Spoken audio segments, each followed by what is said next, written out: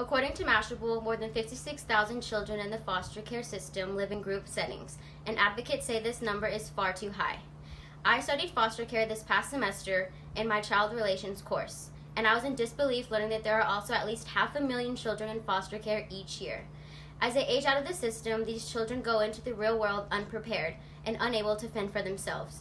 The rate of homelessness for foster care in the youth system is excessively high, and many don't have the resources to strive for a higher education. Adoption Choice gives 3 examples of challenges faced by kids in the foster care system.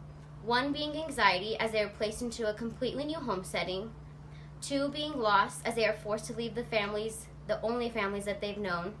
And 3 being it really hard for them to trust adults as they're thrown around from home to home. And young people in this foster care system either live in temporary housing provided by the state, they're cared by relatives or unrelated foster parents, or are placed in residential group facilities such as group homes.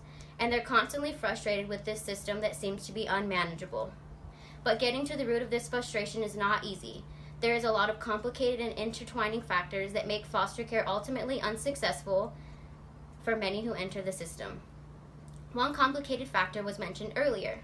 More than 56,000 children are placed in group settings, and many argue children have more success when they are placed in family settings rather than group homes. Group homes now are the default setting in foster care systems. To help this, we can step up and become foster parents ourselves. Another factor is when teens age out of the foster care system.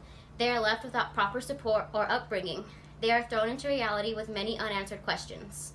To help fix this, we can help become mentors to children in foster care in our own community and be a local advocate for stronger transitional measures for kids that are aging out. Foster parents also need more support.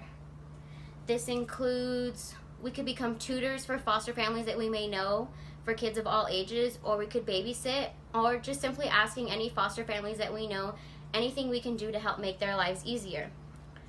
There are so many ways that we can help foster care families and foster kids in particular, from becoming a court-appointed special advocate for foster youth, or just to finding foster kids throughout our own communities and teaching them life practices, such as writing checks, grocery shopping, budgeting, and so many more things that will prepare them for when they age out of the system and enter the real world. Foster care is experienced by at least 500,000 children, and they do not face an easy path, but we can help fix that.